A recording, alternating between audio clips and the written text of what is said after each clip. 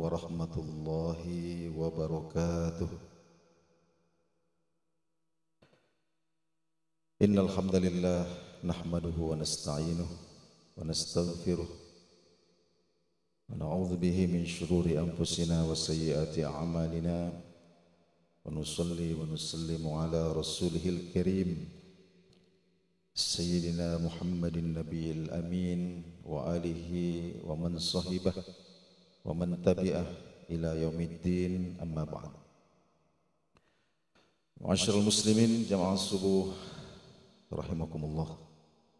Alhamdulillah, subuh hari ini Allah Subhanahu wa taala berikan kepada kita nikmat yang agung, yakni nikmat ubudiyah, menghambakan diri kepada Allah Subhanahu wa taala, menunaikan salat subuh.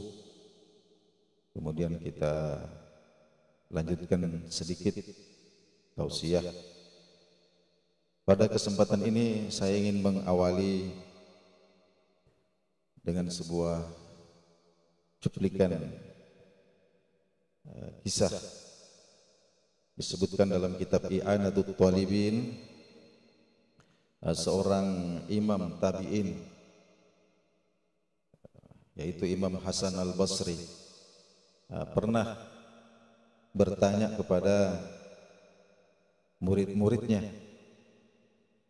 Beliau menanyakan, wahai murid-muridku, kira-kira seandainya Allah Subhanahu wa taala memberikan kepada kalian satu kesempatan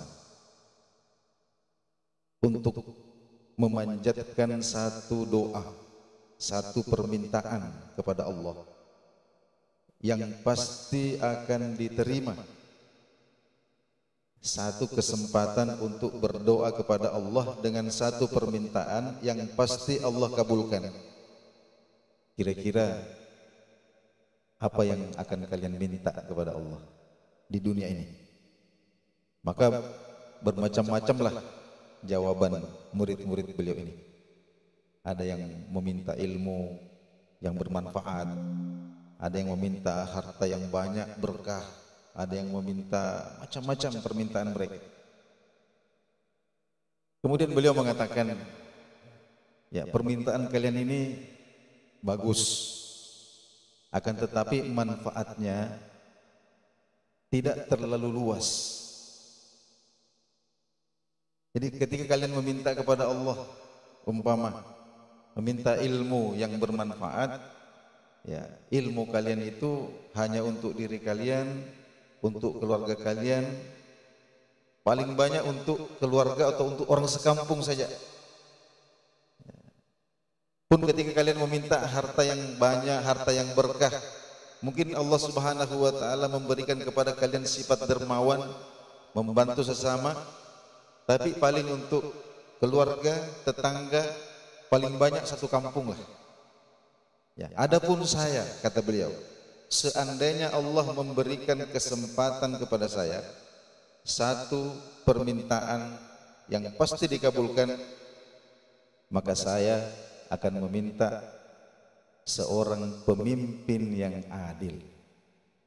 Seorang pemimpin yang adil. Nah, inilah barangkali ketika kita berdoa ini jarang-jarang kita ingat meminta pemimpin yang adil. Kenapa demikian? Imam Hasan al-Basri mengatakan, karena seorang pemimpin yang adil ini akan membawa kebaikan, bukan hanya kepada manusia, bahkan kepada binatang yang melata, bahkan kepada pepohonan di hutan, bahkan kepada sungai, bahkan kepada ikan di lautan, bahkan kepada burung-burung yang ada di udara. Pemimpin yang adil akan membawa kebaikan, kemaslahatan untuk itu semua.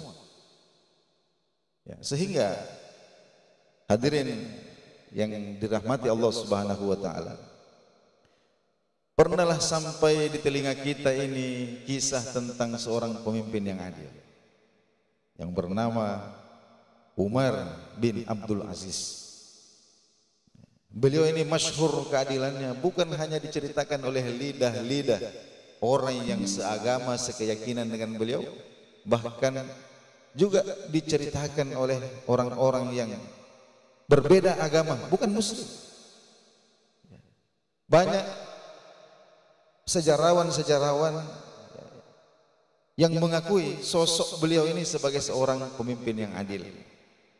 Sehingga dikisahkan ketika beliau memimpin itu, harimau dengan kambing ini bermain-main. Biasanya harimau ketemu kambing itu pasti rusuh. Tapi di zaman Khalifah Umar bin Abdul Aziz ini, banyak saksi yang menceritakan bahwa ketika itu bahkan binatang-binatang yang biasanya bermusuhan ini bisa berdampingan, bisa bermain-main. Ya, sehingga di suatu tempat yang jauh dari pusat pemerintahan beliau, yaitu di kota Damaskus, Syria sekarang, ya, pernah ketika seseorang melihat ada singa yang memburu seekor kambing, maka beliau mengatakan, pasti ada apa-apa yang menimpa pemimpin kita ini. Ternyata kemudian Khalifah Umar bin Abdul Aziz memang sudah wafat ketika itu. Ya, sehingga harimau ini kembali mengejar kambing. Hadirin yang dimuliakan Allah Subhanahu wa taala. Oleh karena itu, mari kita renungkan bersama. Tentu kita semua ini menginginkan pemimpin yang adil. Bagaimana tidak? Nabi kita sallallahu alaihi wasallam sebutkan bahwa dari kalangan umatku ini, orang yang pertama kali menginjakkan kakinya di dalam surganya Allah dari kalangan umatnya Nabi, bukan Nabi, tapi dari kalangan umat Nabi pertama kali menginjakkan kaki di dalam surganya Allah. Siapakah mereka? Nabi sebutkan pemimpin yang adil. Dan pemimpin yang adil Allah Subhanahu wa taala masukkan ke dalam surga tanpa hisab. Tidak dihisab, Pak. Ya, langsung mulus saja masuk. Tidak dihisab. Kenapa tidak dihisab? Para ulama kita jelaskan begini.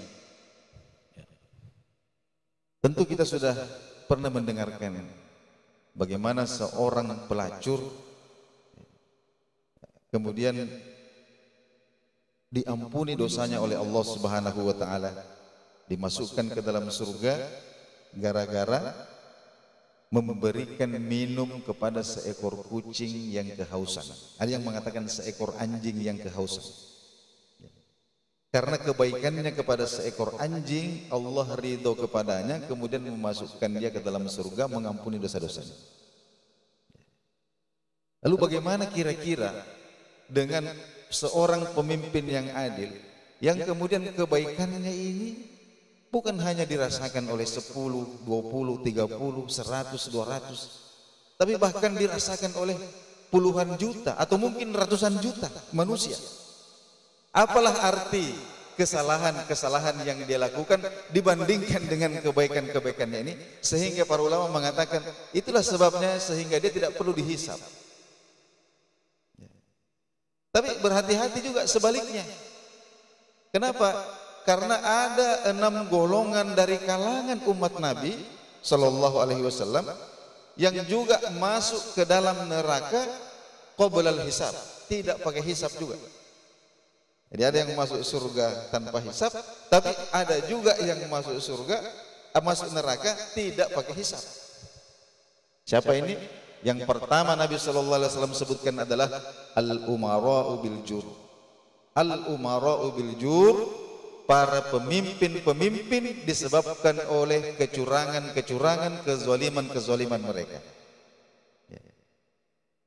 Kenapa masuk neraka tidak pakai hisab? Para ulama juga jelaskan kepada kita ini, bahwa disebutkan, bukankah kita pernah mendengarkan ada hadis Nabi sallallahu alaihi wasallam yang menyebutkan bahwa ada seorang perempuan yang rajin beribadah, solihah, tapi Allah Subhanahu wa taala kemudian tidak ridho kepadanya dan memasukkannya ke dalam neraka. Kenapa demikian? Karena dia menzolimi seekor kucing. Dia menzolimi seekor kucing. Dia memasukkan seekor kucing di dalam kerangkeng, lalu kemudian membiarkannya berhari-hari, tidak memberi makan, tidak memberi minum, sampai mati kucing ini. Karena itu kemudian Allah tidak ridho kepadanya dan memasukkannya ke dalam neraka. Lalu bagaimana kira-kira dengan seorang pemimpin yang zalim? Menzalimi seekor kucing saja bisa menyebabkan murka Allah. Lalu bagaimana kira-kira seorang pemimpin yang zalim? Yang menzalimi bukan 10, bukan 20, bukan 100, bukan 1000, 2000, bukan 100.000, tapi ratusan juta. Ratusan juta orang yang dipimpin dia zalimi. Ini yang menyebabkan sehingga pemimpin yang zalim ini kemudian Allah Subhanahu wa taala masukkan ke dalam neraka tidak pakai hisab juga. Hadirin yang dimuliakan Allah Subhanahu wa taala. Terakhir ingin saya ingatkan. Tapi ada satu fakta yang harus kita terima, bahwa pemimpin yang adil itu Allah tidak turunkan dari langit. Allah tidak turunkan dari langit. Bukan kemudian simsalabim muncul di tengah-tengah kita, tidak. Jadi pemimpin yang adil itu tidak kita tunggu. Tidak kita tunggu, akan tetapi kita cari dan kita pilih. Ini Allah Subhanahu wa taala memberikan pilihan kepada kita. Sehingga saya ingin mengutip sebuah ungkapan, sebuah fatwa yang disampaikan oleh seorang alim besar. Pernah beliau ini menjadi ketua majelis ulama seluruh dunia. Namanya Syekh Yusuf Al-Qaradawi. Ada buku beliau itu Fikih Bernegara. Di situ beliau mengatakan bahwa ketika kita mencoblos paslon yang sudah kita pilih, itu hakikatnya kita sedang memberikan kesaksian kita. Kita sedang memberikan kesaksian kita kepada Allah Subhanahu wa taala bahwa paslon yang saya coblos ini layak untuk memimpin.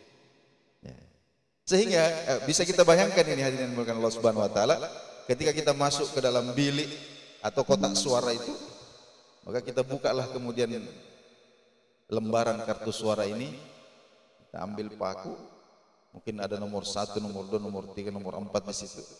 Kita coblos. Ketika kita coblos itu sama dengan kita mengatakan, ya Allah, sesungguhnya aku menjadi saksi.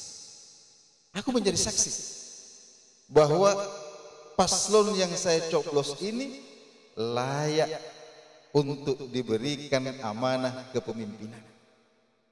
Seperti itu ceritanya tuh. Sehingga ketika kemudian ada orang yang memberikan atau mencoblos paslon yang tidak layak, yang tidak pantas, bukan yang terbaik, tapi dia coblos. Kenapa? Mungkin karena ada kepentingan pribadinya. Ada kepentingan pribadinya. Kemudian dia coblos. Maka sebenarnya ketika itu menurut Syekh Yusuf Qaradawi, dia sama dengan orang yang memberikan kesaksian palsu di pengadilan. Sama dengan orang yang memberikan kesaksian palsu di pengadilan. Syahadatuz zaur ini termasuk salah satu di antara 7 dosa besar yang bisa menghancurkan amal soleh. Ketika kita memberikan kesaksian palsu, sehingga kemudian terjadilah hal-hal yang tidak semestinya terjadi. Terzalimilah orang, dikalahkanlah orang yang semestinya menang, atau menanglah orang yang tidak pantas menang. Kenapa? Karena kita memberikan kesaksian palsu ini. Hadirin yang dimuliakan Allah Subhanahu wa taala, barangkali inilah yang sempat kita kaji sedikit pada subuh hari ini. Mudah-mudahan ada manfaatnya. Lebih dan kurang mohon dimaafkan. Hadanallahu wa iyyakum ajma'in. Assalamualaikum warahmatullahi wabarakatuh.